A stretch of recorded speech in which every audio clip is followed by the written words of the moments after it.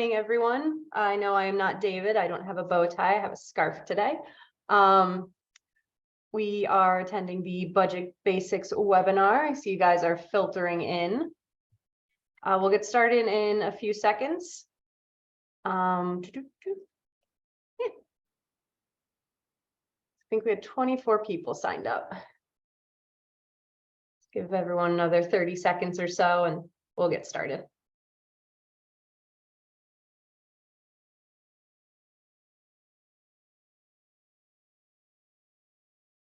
Who let Alex Greger on this call?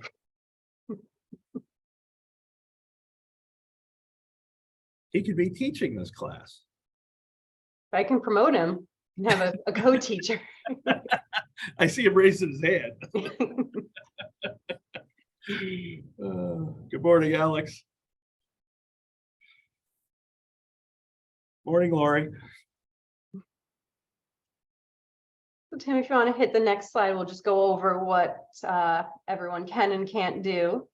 Or first we'll hit what we're doing. So today is Budget Basics. We have our other ones. Yep, December 2nd, pavement types with John Rondinero, who's also on the call. 13th, roads and streets, legal issues, departmental duties, and pavement management. That's all coming up. And then, as you guys know, the chat is disabled. That's only for Tim and I to communicate with each other, but you can put any questions you have in the Q&A and you can raise your hand. If so, we do have polls. We're not using poll EV. So we'll use the good old fashioned Zoom poll. They'll pop up on your screen. This is not PDH worthy, and I will get the attendance certificates out to you tomorrow. And with that, I'll turn it over to Tim. Welcome. My name is Tim Hunt. I'm the highway superintendent in Lewis County. Prior to that, I was the town highway superintendent in the town of Cazenovia for a number of years. And before that, I was a town supervisor and on the town board. So I've been doing municipal budgets for almost 30 years now, and have quite a bit of experience in them. But I wanted to talk to you about budgeting specifically from a highway perspective. So we'll talk a little bit about that. We are not using poll EV today, but we do have a poll popped up. If everybody wants to respond to that in the question and answer, I would appreciate it very much.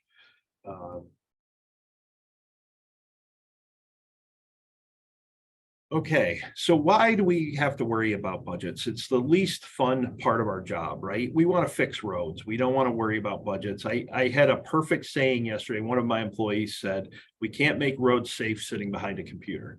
It's our least favorite thing.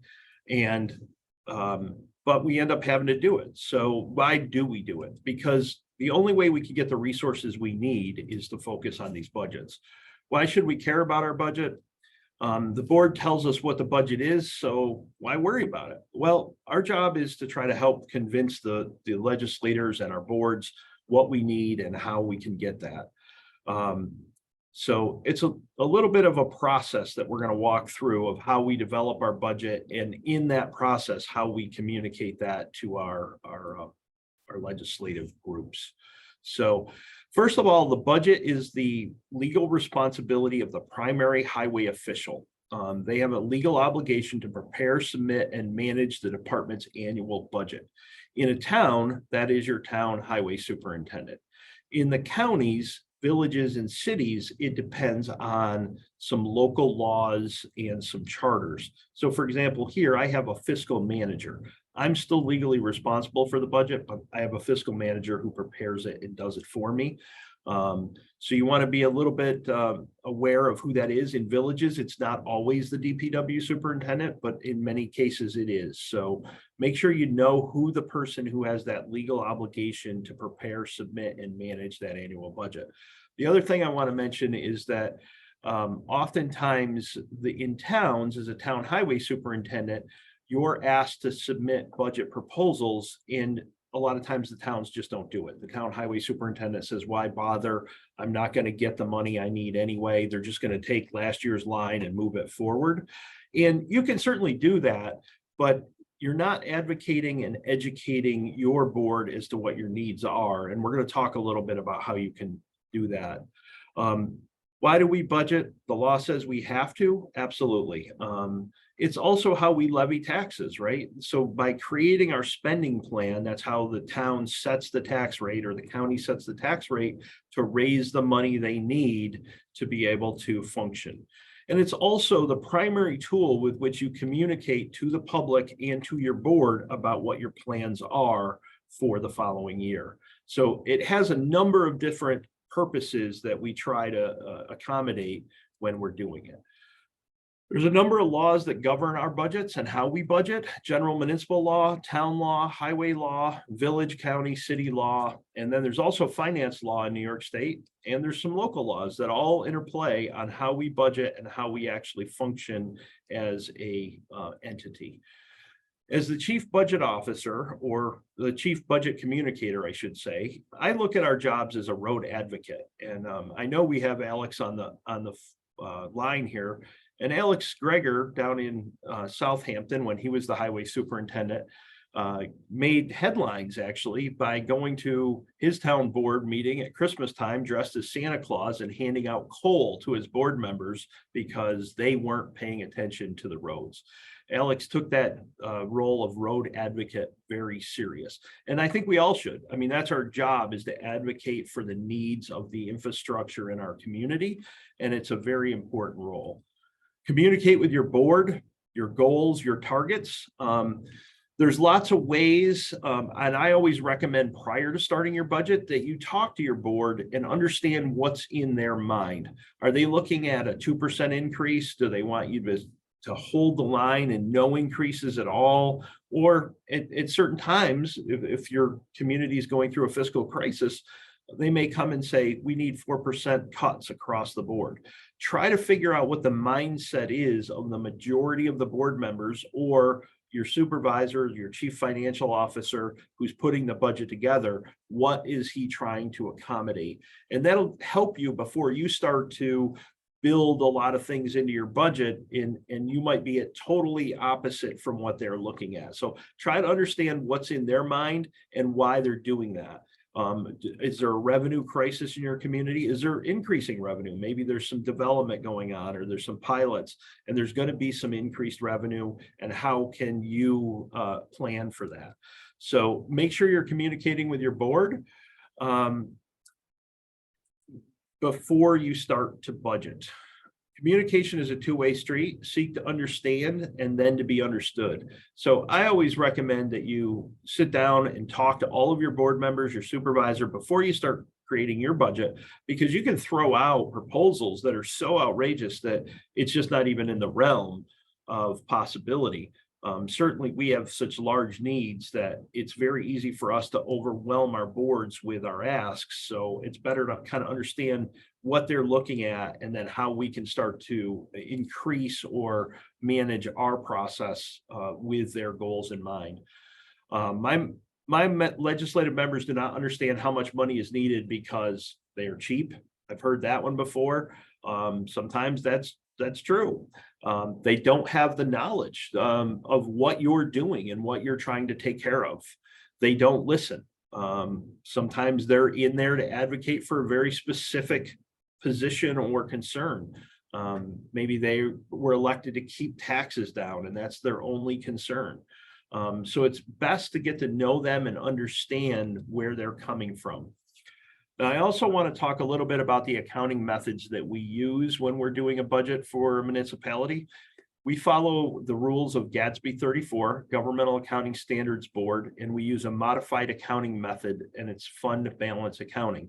Now, the reason I bring that up is oftentimes when we're talking to our boards or our legislative groups, they're folks who have come from the private sector, and budgets in the private sector mean a completely different thing. Budgets in the private sector are often used as performance tools to help people hit targets, either revenue targets or expenditure targets. In the municipal world, they're not. They're completely different. They communicate our plan, our spending plan, and what we intend to do. So sometimes when you're struggling with a board member, it may be that you're talking about different things. I had a board member who was a really successful businessman, and he thought that every year his job was to cut the budget and force me to save money. Well, the problem is certain things, if you get them too tight, you only go to the taxpayers once in the beginning of the year. And if you run out of money in the middle of the winter and you can't plow roads, that's a problem. So you can't budget a municipal budget as if you're trying to force somebody to cut costs or be more efficient. And it was really just a conversation that it took him a little while to understand that a budget for municipal purposes is to raise money, is to figure out how much we think we're going to need to, and then go to the taxpayers and get that money. Doesn't mean we have to spend it all, and very rarely do we ever spend it all. On average, most municipalities only spend 80 to 90% of their budget. And then the rest goes back into fund balance and they start again the next year. So it's kind of important to understand that sometimes we don't always speak the same language. So let's talk about account codes. This is Gadsby 34 set out to standardize how every municipality in New York State accounts for their finances so that we can start to compare each other and we can start to understand how municipalities are doing in the management of their programs. So first of all, we have account codes. That's the letters, DA, DB. That's our account codes. Those are the big overriding ones. So towns use A and B for general fund, DA and DB for highway funds, and A and DA are only necessary, are everybody has, but B and DB is if you have a village inside of your town. DO and DM are for counties. My DO is my operating budget. My DM is my machinery account. A and H are what villages use. So those are the account codes. And everybody uses the same account code. Then those account codes get broken down into ledger codes. 5110 is administrative, 5020 is engineering, 5132 buildings and garage. Every municipality uses the same. Now we're going to talk a little bit about why that's important in a minute. And as highway professionals, we often try to subvert that, right? We run out of money in 5130, but we still have money in 5140. So I'll just take and code that expense that way. Well, that's really not the best way to do it, and it's not the right way to do it. What we should do is transfer the money into that account. And I'm going to show you why in just a second. So we have our accounts, we have our ledger codes, and then we break that down one more step into object codes, and that's the point. Point one is personnel services, point two is equipment and capital expenses. So you can have a 5110.1, 5110.4. So every municipality follows the same structure for laying those out. The reason we do that is because at the end of the year, we start out with a budget, but what happens is often quite different than what we budgeted for. We may transfer money, we may not spend money, we may spend more in some lines and less in others. And at the end of the year, we file what is called an AUD, and that's our annual report that has to be filed with New York State. They publish that AUD online, and it's right at the comptroller's website. You can go to that and you can go down to local government data. And when you click on that, it brings up this right here. And this is a really powerful tool for starting to understand your budget and how to benchmark. So if you click on revenues and expenditures, and you can pick on trend or comparison. So we'll pick on comparison for a minute and we'll hit submit. And what we can do is we're going to select counties, and we're going to select a couple. So we're going to take Lewis County, where I'm at right now, and my neighboring county, Jefferson. So I'm going to add Jefferson, and I'm going to add Lewis, and I'm going to select the budget year of 21 because 22 is not done yet.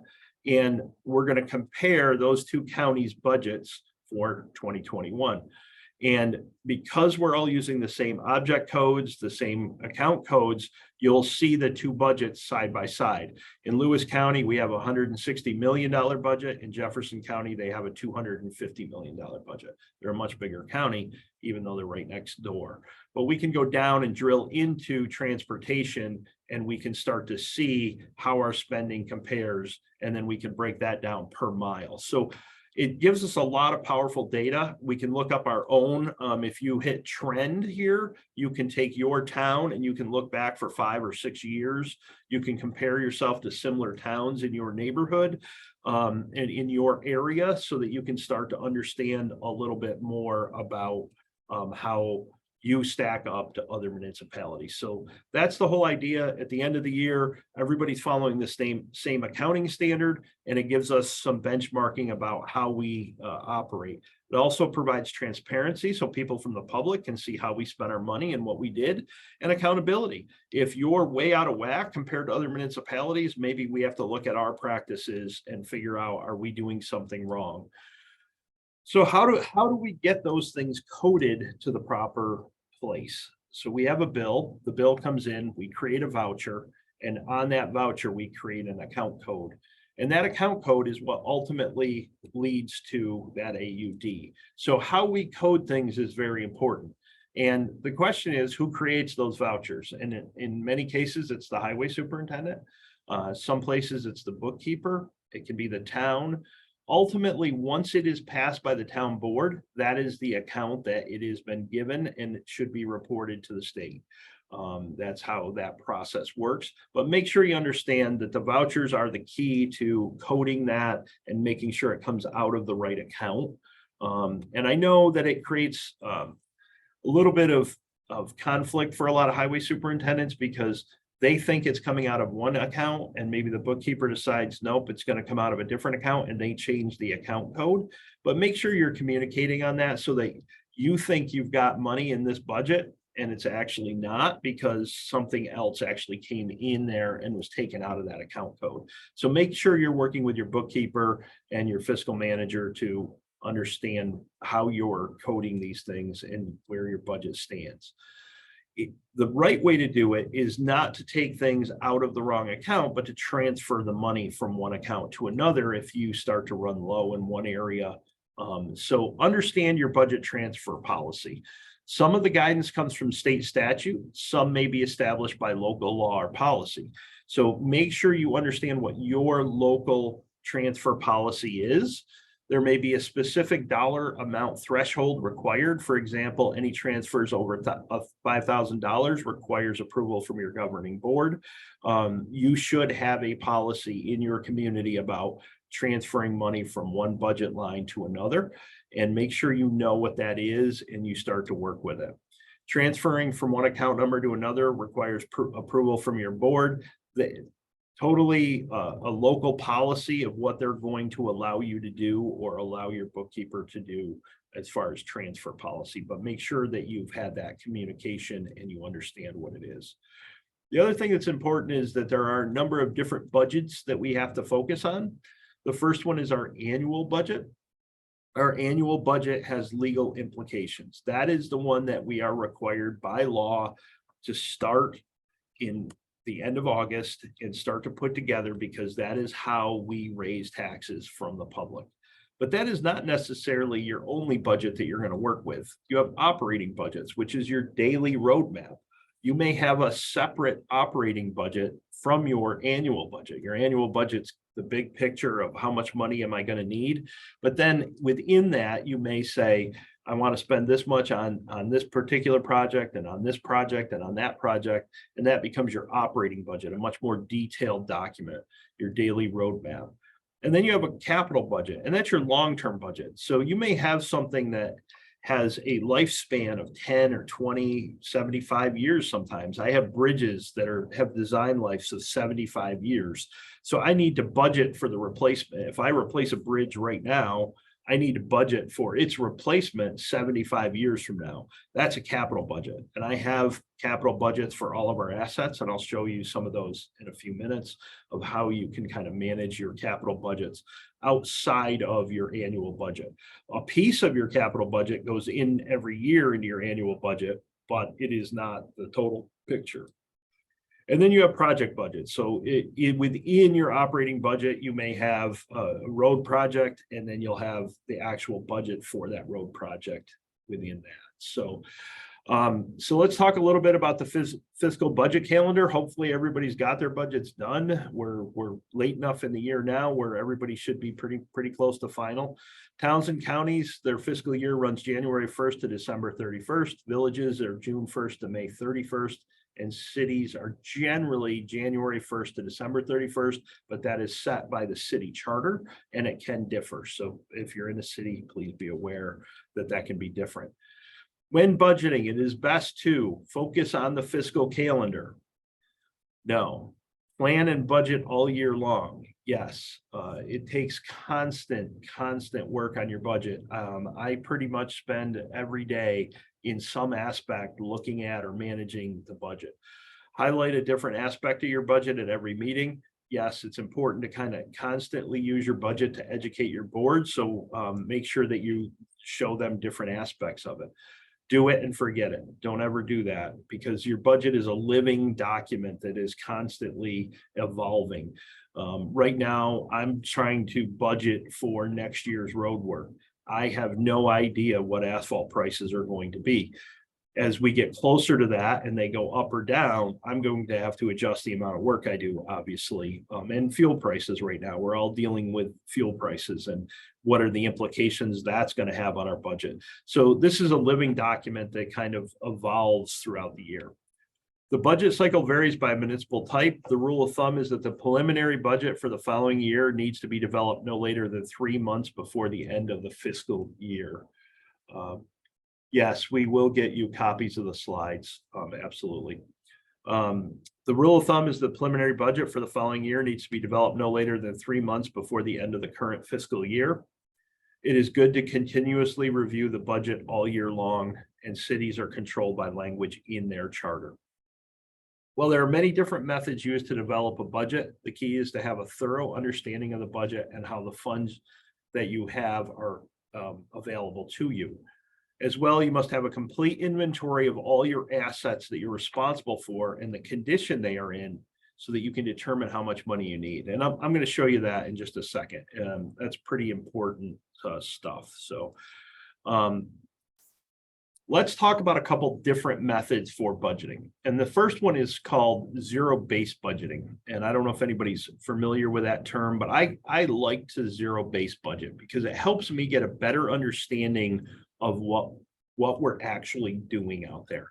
So SALT is a real easy one to explain. Oftentimes when we get elected, we come into office, we're given a SALT budget. And let's say that SALT budget for my example here is $20,000 a year. And I'm getting ready to go into budget season. How do I determine how much SALT I'm going to need the following year? All I know is last year we had $20,000 in the budget. I don't know what we're going to do next year. Well, zero-based budgeting, you wouldn't know at all how much money you have in your budget. You have to justify it. So here's how you would do that in a zero-based budgeting example. I have 30 lane miles of road that I'm going to plow. I plow on average 110 times a year. So I have 3,300 lane miles that we have to take care of. That 3,300 lane miles, if I'm going to put salt down at 200 pounds per lane mile, is 660,000 pounds of salt. That's 330 tons. So 330 tons of salt times $63 is $20,790. That is a zero-based budgeting example. Is you have nothing but data. You just say, okay, this is how many miles I take care of. This is about how often I take care of them. And this is what I think I'm going to need. So that's how you kind of start to justify it. And interestingly enough, if you do this in different line items, you may realize that in the past, what they had given you has no basis in reality. And I'll show you some examples here in a minute of how you can go about doing that. And it's pretty simple, and it's a pretty powerful tool to communicate to your board. The other way you can do that is historical averaging. So you can look back over a period of 4 or 5 years. You can call the salt mine and ask them how much salt have we gotten for the last 5 years. And in year 1, we may have gotten 270 ton. Year 2, 330. It fluctuates because we know winters can be harder or easier. And so the average here is 298 tons. 1 year where they took 330, 1 year they took 345, 1 year they took 270. So 298 or about 300 tons. Now, what are the pros and cons of using this method? Obviously, you don't know what the winter is going to be like. It could be much worse. So instead of using an average, maybe you use the 75 percentile. You can use the average and explain to your board that if it's a harder than average winter, you're going to be coming back and looking for more money. If it's lighter than average, you're going to have some money left over, but at least you have a basis for starting to have that conversation. So that's another method, is historical averaging, is look through what you've done in the past. The other method, and I think the one that we most commonly use, is cost of living increases. So if our salt budget is $20,000 for salt, and salt prices are going from $60 a ton to $65, they're going to go up $5 a ton. And we know that we're going to buy 333 tons. To get the same amount, we need to change the budget from $20,000 to $21,666. That's the way I think most of us go about that, is we just take what we did before, we factor in a cost of living adjustment, and we add that to our budget. So there's all sorts of different ways you can go about coming up with those numbers, and sometimes going and doing the calculation 3 different ways will help you get a better understanding of what the number really should be. Spending your budget. Here's the fun stuff. Here's what we get to do all year long, right? It's now we put the budget together. The legislative board has gone out and raised the money, and they've appropriated that money into our accounts. So we now have a budget, and we can go out and spend that money. So that's called appropriating the money. Appropriations are reduced as you expend money in that given account. All expenditures must be specifically authorized, i.e., follow your procurement policy. There is what is called a 284 agreement for the towns. And if you do not do them, I strongly recommend you do. It's your primary tool for budget communication. It is a written legal agreement for the expenditure of money pursuant to the Section 284 of highway law, and the town board and the highway superintendent must approve a 284 agreement. If you do not have a signed 284 agreement and you spend money as the highway superintendent, you can be personally responsible for that expenditure. The board is not obligated to pay that bill without this agreement in place. So make sure you have that agreement. It covers a lot of your spending throughout the year, and it's a great tool for communication.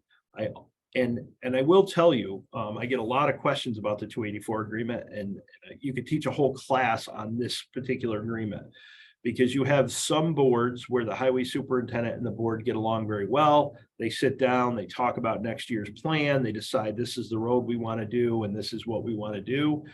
And then you have boards where the highway superintendent and the board don't get along, and they don't see eye to eye, and this document becomes almost impossible to create. What happens if you go over the budget on the 284 agreement? So what should happen is, before you go over the budget with, or before you go over the 284 agreement, you should create an amendment to it.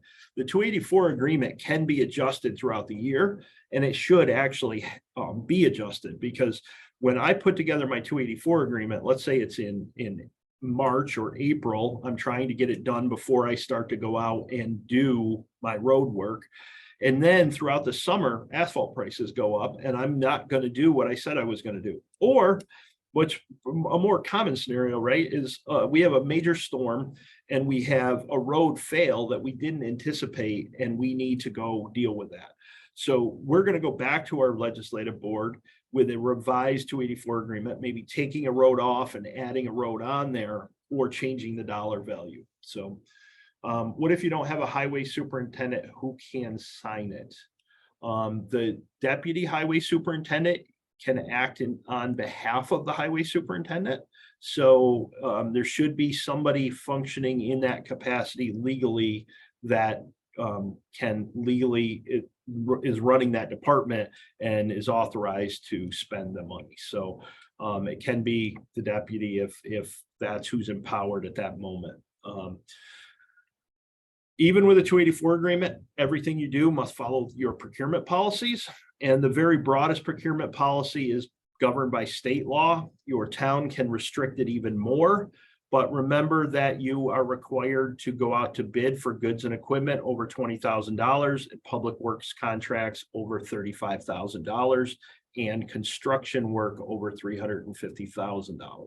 So make sure you're following your procurement policy, and at very least, you must follow the state's. Local policy is a statement of trust. If they don't trust you, you're going to see that you might need board authorization for expenditures $500 and more. If they do trust you, they may give you this and say, you know what, you can purchase things with 3 written quotes up to a certain amount.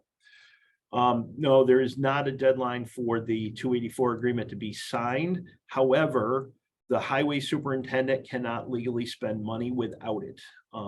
Now, they can spend money. It's just that the board is not obligated to pay it. I can tell you that many, many, many towns do not have a 284 agreement in place. They never do. They just trust each other and they just go do it. And then the town board pays the bills. It's a risky scenario. If you were to have an election and new people were to come in and maybe not have the same relationship with the highway superintendent, and they decide they don't want to pay a bill, the highway superintendent is stuck. So I would make sure that you have it before you start spending any significant amounts of money. A number of years ago, 3 or 4 years ago, I was on the Town Superintendents Association executive committee, and we had a town call in with a legal question. And what had happened is the highway superintendent and the supervisor got along very well. And this the supervisor told the highway superintendent to go ahead and order a new truck. And it was a 6-wheeler. It was a big truck. And he went ahead and ordered it. And the intention was that in January, the supervisor was going to put the money in the budget. The supervisor lost the election to his opponent, and the opponent came in and was very hostile toward the highway superintendent. The truck arrived, they never budgeted for it, and they said, where's your authorization to purchase it? You didn't have authorization to order this. No one authorized this. A verbal conversation between the superintendent, who's no longer here, and the supervisor, or the supervisor that's no longer here, and the superintendent doesn't work. And so we ended up involving some lawyers from the state association in that. And the ultimate question was, and the vendor dug their feet in and said, you ordered it, you must take it. Well, that highway superintendent ended up buying that truck himself because the town would not buy it, and he had ordered it, and the vendor was not going to give. So it's a risky thing to start spending money without having either a board resolution or a 284 agreement. What if the highway superintendent does an LOI in the previous year? Yes, they should have a board resolution or some written authorization from their board. So it's really important that they have that. Right now with the supply chain the way it is, I'm in that situation where I have to order trucks 2 to 3 years in advance right now. And so I'm going to my legislative board and having them pass a resolution authorizing me to order it. We don't even need to encumber money for 2 or 3 years, but I need to make sure that I'm covered when that truck comes in 3 years from now, that we're going to be able to come up with the money. So it's getting a little even trickier as the supply chain has gotten longer and longer. So make sure you're following your procurement policy. It is another communication tool with your board members. So let's talk about planning and asset management and how we start to gather some of this data so that we can do that. Let's see, there's a question here. Is it true the highway superintendent has to be a resident of the town to be appointed? No, that is not true. It is often the case, but the town board can change that to anything that they so like. Home rule allows a town board to say the highway superintendent can live in adjacent communities. There's all sorts of things that they can actually do, but you do not have to live in that community. The town board can authorize a change in the state highway law about residency for the highway superintendent. Planning and asset management does not need to be complex. List what you're responsible for, the condition, costs, and any information that will help you. Maintenance, there's three aspects to asset management. Maintenance, which extends the life of the product. So let's, for example, a road, if you're doing a maintenance on that road to extend the life of the road, there's also repair work. So the road could be damaged and you need to go out and repair it. And then there's replacement, which is your planned depreciation. So if I pave a road right now and my expectation is that road's going to last 20 years, I should be planning on repaving that road 20 years from now. So there's maintenance, repair, and replacement of every asset that we have. And we want to start to understand that a little bit more. I want to show you a few tools that I use to start to do this. So the first one is ArcGIS, and this is just gives you an idea of my actual highway inventory. What I did here is I actually got iPads and I gave them to our employees and I sent them out in the field, and it didn't take us long. As they're out doing the normal course of their job, they're able to walk up to a sign, for example, take a picture of it, and there's little drop-down boxes where they do a condition assessment. So right here is Lewis County, and these are all the signs, road signs in Lewis County. I can zoom into any one of them, and it'll show you a picture of the sign. It'll give you the condition of the sign.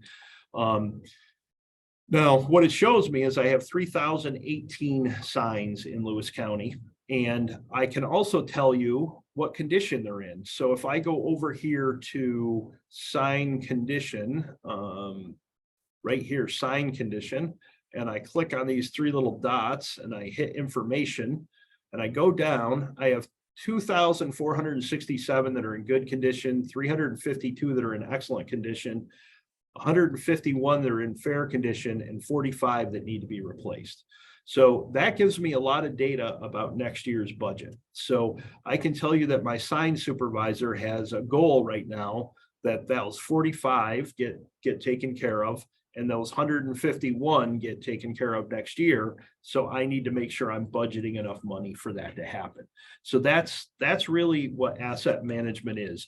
Understand what your assets are and how much you need to budget to manage those assets. So I have done that with our signs. I have done that with all of our guide rail. And this one was actually pretty shocking to me, the cost of the guide rail that we have out there. We have all of our culvert pipes and the condition of the culvert pipes in the roads inventoried, all of our box culverts, the concrete box culverts, and all of our town bridges throughout. Those are town bridges, town-owned bridges. These are county-owned bridges. So we've been able to go out and inventory all of that stuff. Now, when it comes to the roads, the pavement, I'm using a tool called Visala. And what it is I really just mount a smartphone in my truck. And when I'm driving my roads, it videotapes the roads. It uploads it into a artificial intelligence computer, and it rates my roads based on the PCI index. So right here's pavement condition, 100%, which is the best condition, down to 0%, and it color codes that. It's a heat map, and you can see right here is kind of where the problems are in my county. Here's where the roads are in good condition, and here's where they're not in such good condition. That represents about 90 miles of my network. And if I want to see exactly what the camera is seeing, I can click on it. I can click on any segment of the road and I can pull it up, and it'll actually pull up the video, and I can drive right down the road and observe what exactly it's seeing.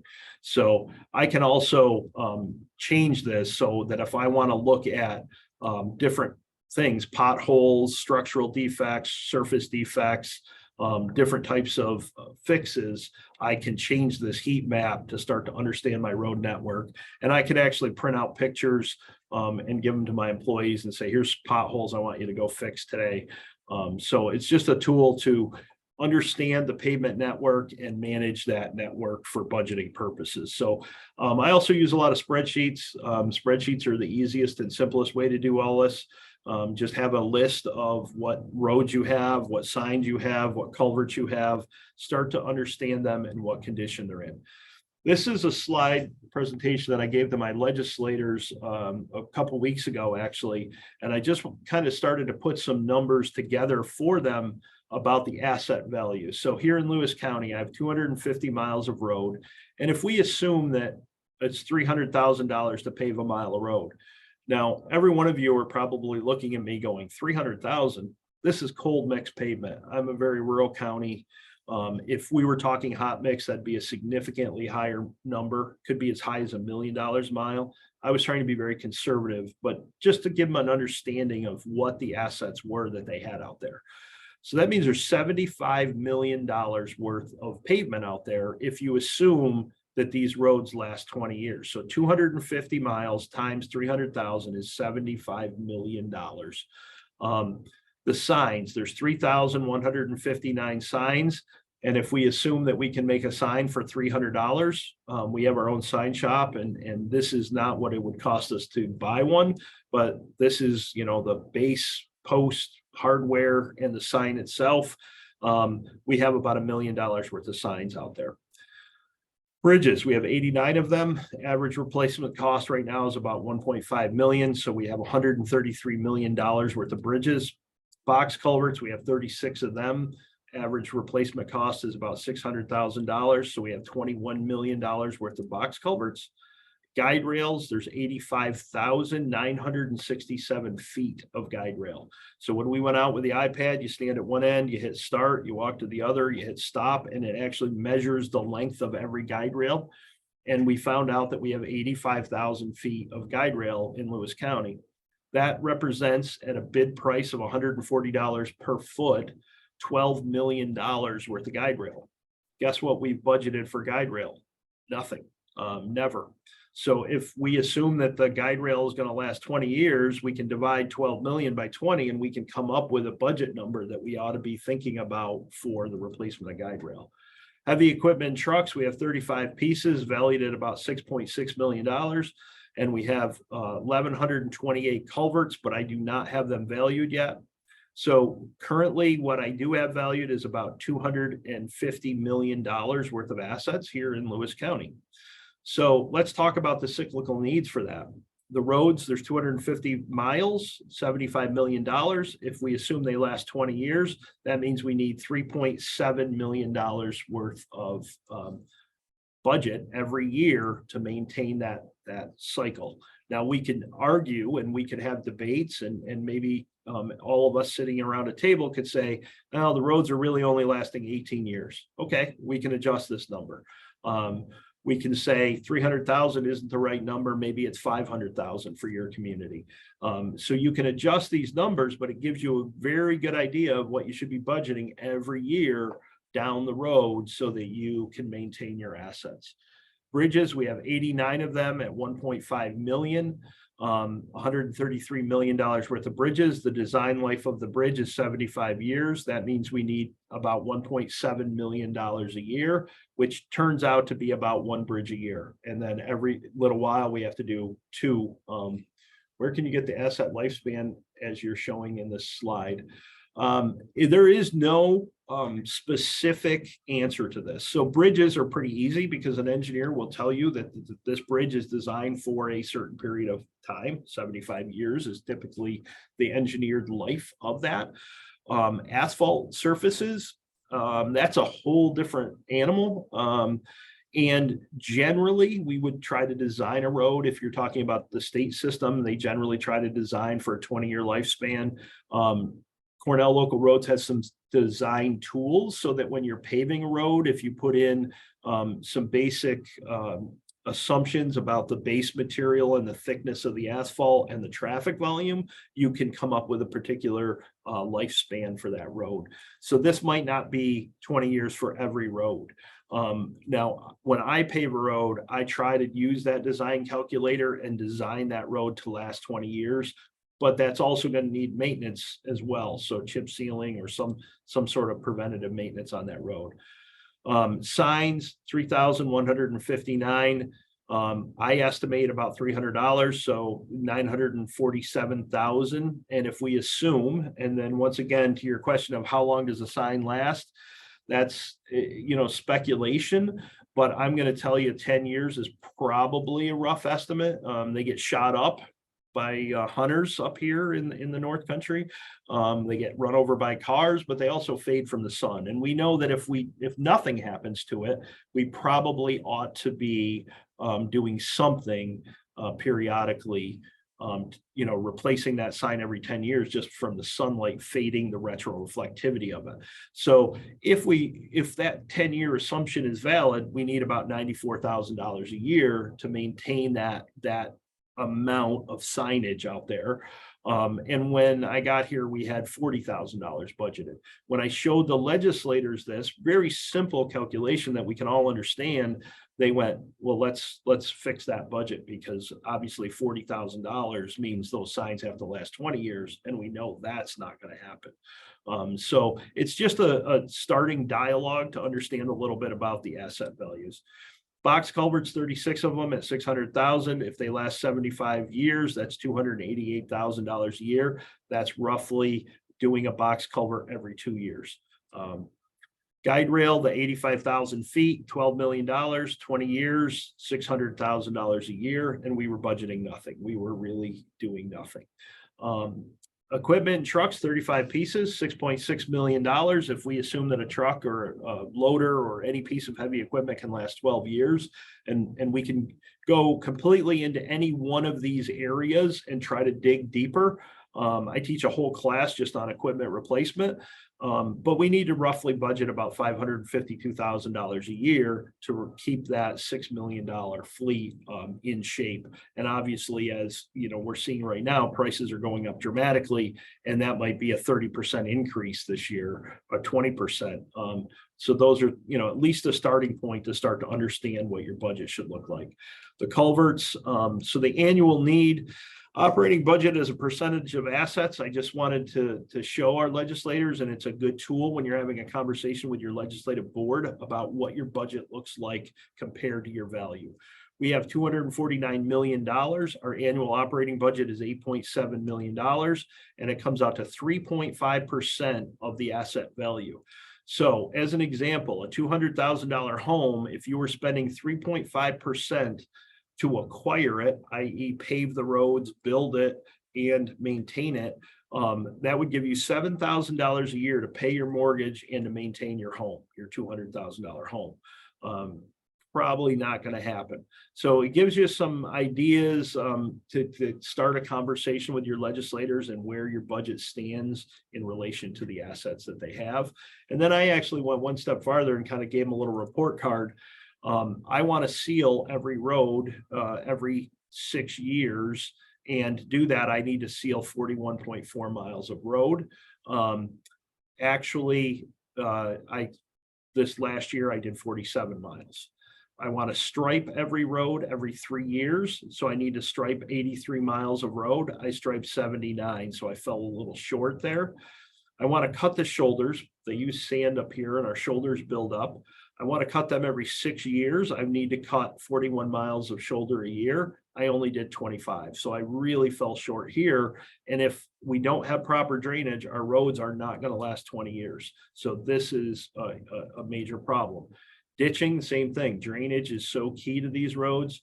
And if we're going to keep our drainage open, we need to do about 41 miles of road a year. I did 10. So really falling behind there. The same with trees. If I just went down 25 miles of road every year just to look at hazard trees, I would need to do 25 miles if I was going to go down every road every 10 years and just get out all of the hazard trees.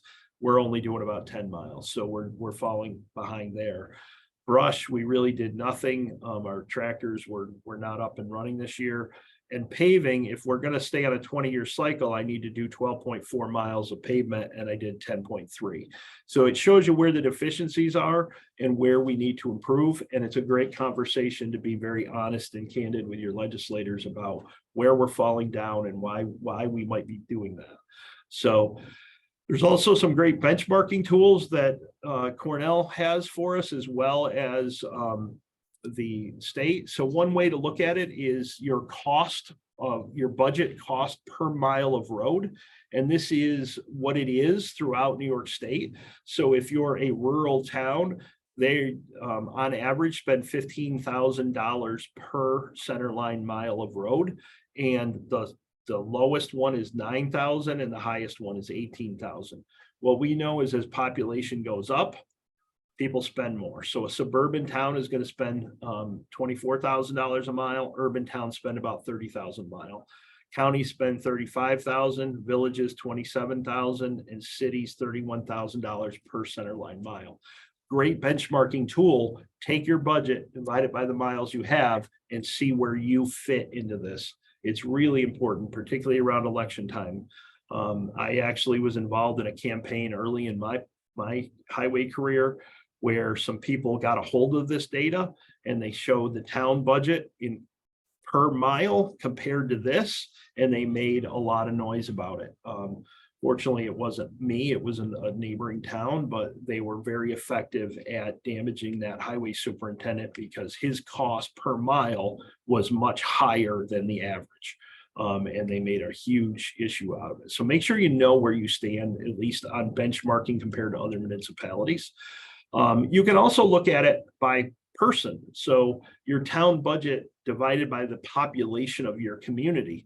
And what we know is really rural communities that this is going to be all over the map, right? So I have a town here in Lewis County that only has 74 people. And they have to divide that budget by 74 people. Their cost per person is going to be way up here in the blue. And as a matter of fact, it's that dark blue town right there that has a very small population. And that's why they have such a high cost. So you can see in these rural areas, their cost per person is very high. And then when you get into some of these other communities, it gets very low. So understand what your cost per person is as well. It's another way to kind of understand some of your budgeting constraints is, you know, you can only raise so much money based on your population or your assessed value. Your highway budget cost per person is generally about $200 per person for a town, 116 for a county, 133 for villages, and 130 for cities. Gives you a little idea of what your cost is. And then this is a heat map of the percentage of CHIPS money in the budget. You know, the budget is made up of 50% of CHIPS money or 100% of CHIPS money or 0% of CHIPS money. So these towns right here, 0% of CHIPS in these towns. These towns right here, that means that almost their entire budget is CHIPS money.